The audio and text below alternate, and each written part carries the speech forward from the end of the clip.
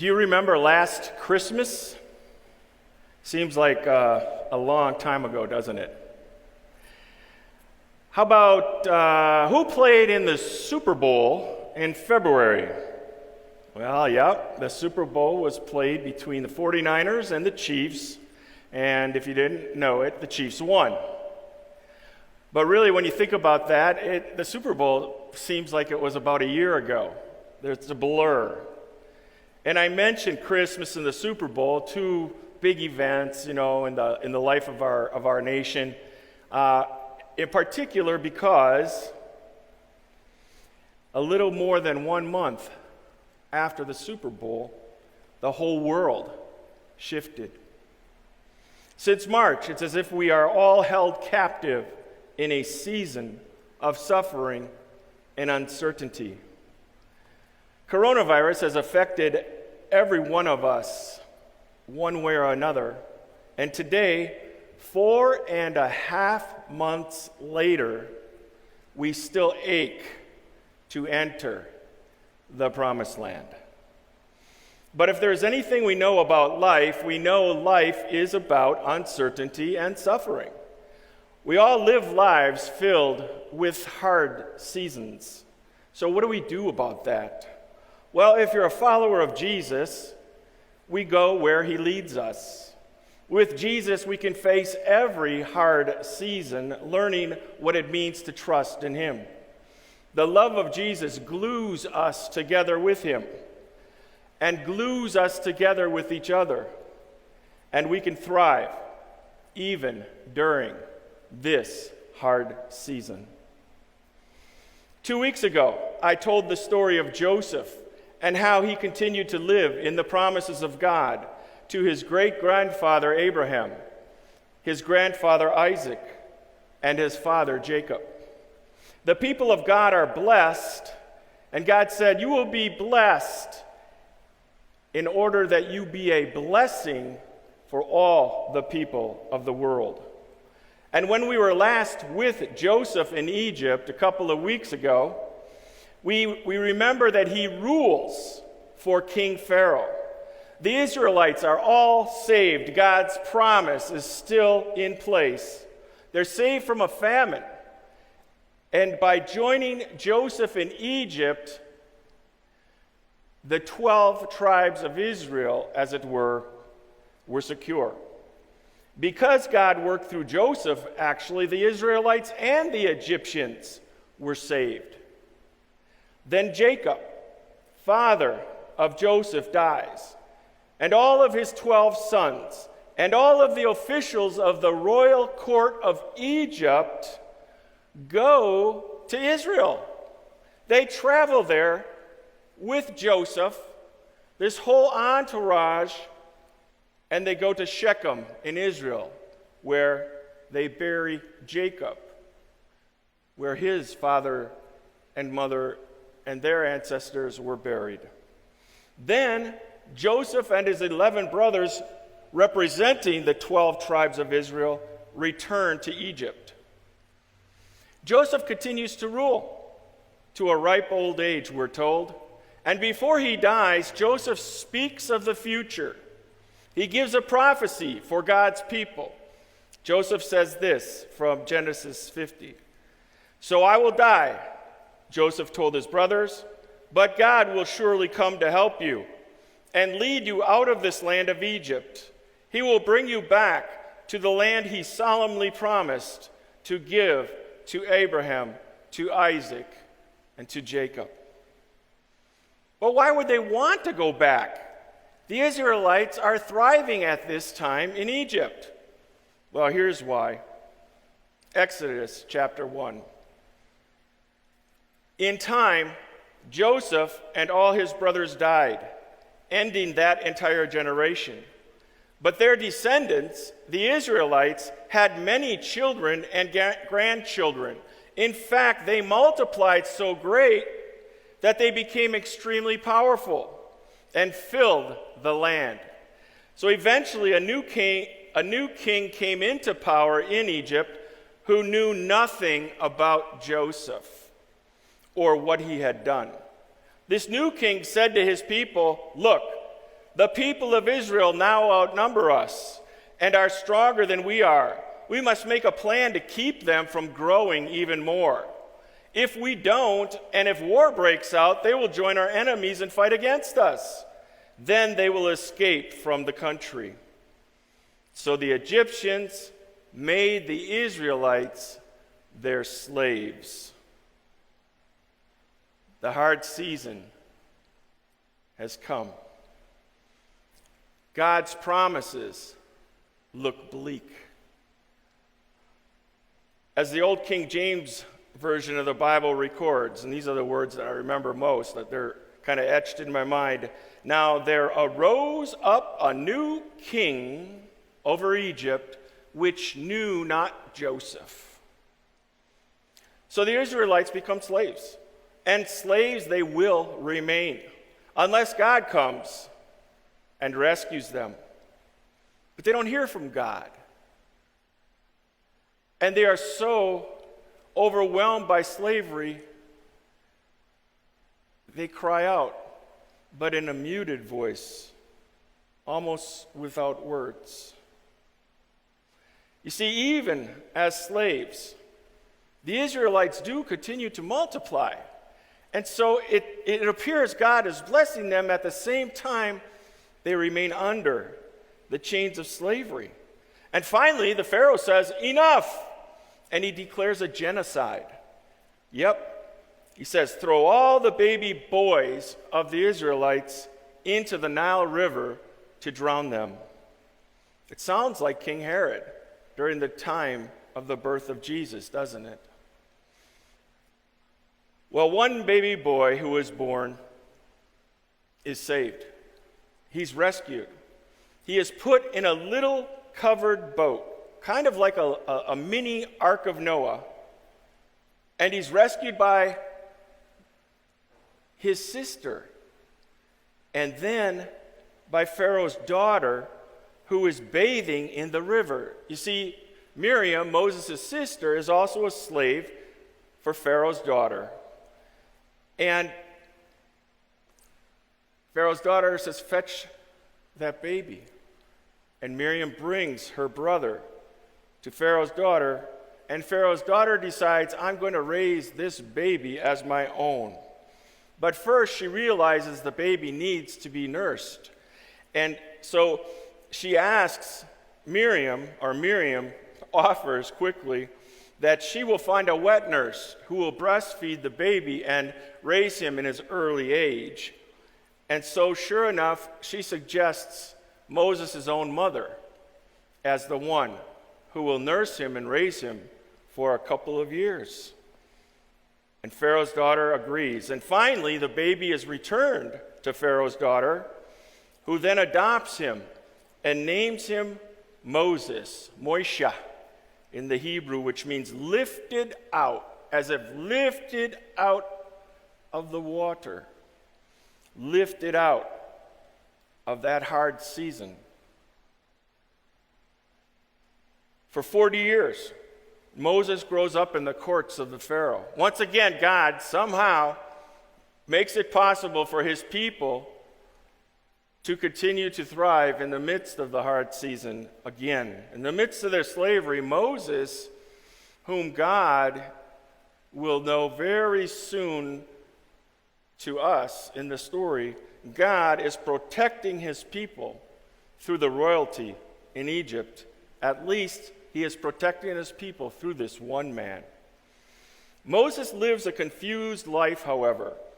He knows he is a Hebrew, raised by his Hebrew mother, but he's also an Egyptian prince. And then everything changes. We continue. Many years later, when Moses had grown up, he went out to visit his own people, the Hebrews, and he saw how hard they were forced to work.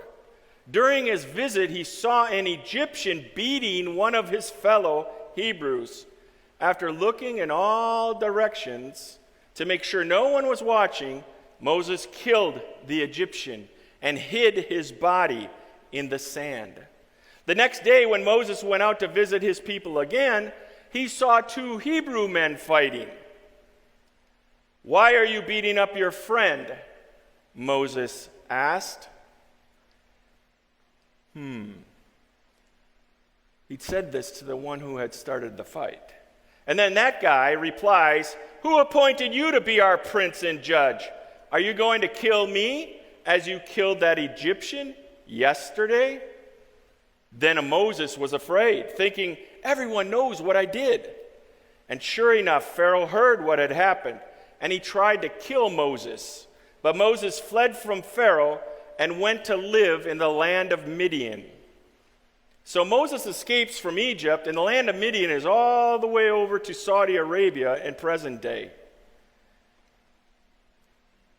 Moses arrives at Midian, and he comes to a well, and there's a shepherd, a woman, who is watering her sheep, and other shepherds attack her and try to kill her and steal her sheep.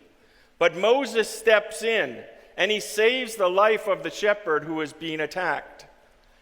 And she brings him to her father. Her name is Zipporah, and her father's name is Jethro, and he is a priest of Midian. In other words, Jethro is the priest of pagan gods. Moses and Zipporah are married, and they have children. And Moses continues the life of a shepherd for 40 more years. And then this happens. One day, Moses was tending the flock of his father-in-law Jethro, the priest of Midian. He led the flock far into the wilderness and came to Sinai, the mountain of God. There the angel of the Lord appeared to him in a blazing fire from the middle of a bush. Moses stared in amazement. He stared into the fire. Though the bush was engulfed in flames, it didn't burn up. "This is amazing," Moses said to himself. "Why isn't that bush burning up? I must go see it." It's interesting that human beings have been staring into the flames of fire since we have been human beings. We know this because our ancestors, the ones who survived, the ones who are our descendants, as it were, we're their descendants, our ancestors, they needed that fire to protect them from the vicious wild animals. They needed that fire to warm them at night, and they needed that fire to cook their food. And they survived, and they thrived. And staring into one kind of fire or another is something we have been doing out of necessity up to just recently in human history. But we still stare into fires. There's something about a fire. You know, your campfire, fires at the beach, when you get to go to the beach again and have fires. But staring into the flames of a fire, this is where we contemplate. This is where we are settled. It's like looking into a mirror of our very soul. And sure enough, for Moses, this burning bush transforms his life again. Think about it this way. Desert bushes have deep roots, a deep root system. Of course, in order to survive where there's scarce groundwater, they have to go down and down and down. Well, Moses has a deep root system. He is 80 years old now, and he still doesn't know who he is. Is he an Egyptian? Is he a Hebrew? Is he a Midianite? Even his early years are a cloud to him. Israelite mother nurses him for his first 2-3 years, and then the Egyptian mother oversees his growing years, but Moses still connects to his Hebrew ancestry. He has deep roots. And something else we know about bushes in the desert, they have thorns.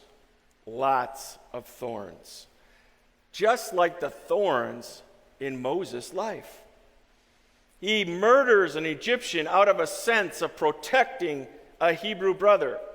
But the Hebrews don't want anything to do with Moses, and so he escapes to a foreign land with foreign gods. He goes from being a prince of Egypt to a lowly shepherd. It's about as big of a case of downward mobility as you could ever imagine. That's a lot of thorns. And Moses continues to stare into the fire. Then he comes closer. Moses speaks. "Here I am!" In the midst of the confusion of his identity, his roots, out of the thorns of hardship of his last 80 years of his life, in one way or another, God is there. Moses is there with God. Now what? "Do not come any closer," the Lord warned. "Take off your sandals, for you are standing on holy ground. I am the God of your father, the God of Abraham, the God of Isaac, and the God of Jacob." When Moses heard this, he covered his face because he was afraid to look at God. God speaks, and Moses knows he's on holy ground. God is giving Moses his identity. "I am the God of your father, the God of Abraham, the God of Isaac, the God of Jacob." Then God gives Moses a new calling in this, a new season. Then the Lord told him, "I have certainly seen the oppression of my people in Egypt. I have heard their cries of distress because of the harsh slave drivers. Yes, I am aware of their suffering. So I have come down to rescue them from the power of the Egyptians and lead them out of Egypt into their own fertile and spacious land. It is a land flowing with milk and honey. The land where the Canaanites and the Hittites and the Amorites and the Perizzites and the Hivites and the Jebusites now live. Look, the cry of the people of Israel has reached me, and I have seen how harshly the Egyptians abuse them. Now, go, for I am sending you to Pharaoh. You must lead my people out of Israel." 80 years old, and it's time to move. What is it that God is calling Moses to do? Fulfill his destiny. See, Moses is a rescuer. He's been a rescuer all his life. It's how he's wired. Through the burning bush, through the thorny branches, Moses sees his destiny. All his life, Moses has rescued those who are treated unfairly. He rises up. It's as if he can't avoid being a rescuer. Whether it's an Egyptian slave master or Midianite shepherds, Moses is going to save the innocent. Moses is given a mirror of who God has called him to be. He will be the ultimate rescuer of God's people. But Moses doesn't trust himself. He doesn't trust his new calling. We read, Moses protested to God, "Who am I to appear before Pharaoh? Who am I to lead the people of Israel out of Egypt?" Moses cries out, "Who am I?" After all these 40-year segments of his life, adding up to 80. Who is he? Well, God answers, "I will be with you." That's all he needs to know. Who is he? He's God's son. You are God's sons, God's daughters. And you can hear these same words from God spoken to you during your hard season right now. I will be with you. So whether you're 80 or you're 40 or you're 14, it doesn't matter. During this time of plague, you're standing before God, facing an unknown future along with the rest of us. Yes, life is uncertainty. We know that for sure now, don't we? Life is full of suffering. People have lost their lives. People have lost their businesses, their jobs. People have had their whole lives turned upside down and are seeking and searching for answers. What is happening? In fact, we can almost hear that cry, who am I? What do I do? But like Moses, when you face the thorns of your life, you face the thorns of your own doing, or the thorns of things that have done to you, or the things that are happening around you, God is calling you out of your burning bush. He is calling you by name.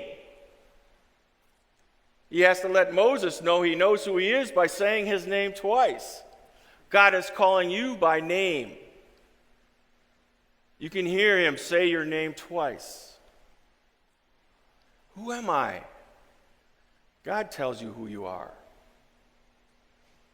This is your burning bush moment. You see, we haven't faced anything like this. And what we have faced during these last several months, there's no blueprint. There's nothing to go by in man's ways. What is God saying to you today from your burning bush? Well, for Moses, he's a rescuer. What is it about you that makes you click? What is it about you that you have a sense of being compelled to do something that brings good into the world? What is your burning bush telling you? You see, God wants to accomplish your destiny, and he says he will work through you, and he promises to be with you. But we're not all called to be Moses. We're not called to follow specifically his life. Who are you? No matter what it's like Moses, you are working for God. Maybe this is a time that God is calling you to consider a new start in your life, a time of rebooting your life in some sort of way. Or maybe it's as simple as re-examining who you are in your present life, whether it's your family, whether it's your job, or your studies if you're a student. Who are you? Who is God calling you to be to fulfill your destiny? See, like Moses, every single one of us works for God. God is our master. God is the one who is in charge. And God promises to guide you. He promises to be with you. But you work with God to discover what is your destiny. And as you think about this, one thing is we've got a lot of time to think about things, don't we? As you think about this, you realize that God is there all along the way, and he's the one that you're answering to, no one else. I like how Dallas Willard responds to a question of what is your calling or what is your vocation? So watch this brief video clip.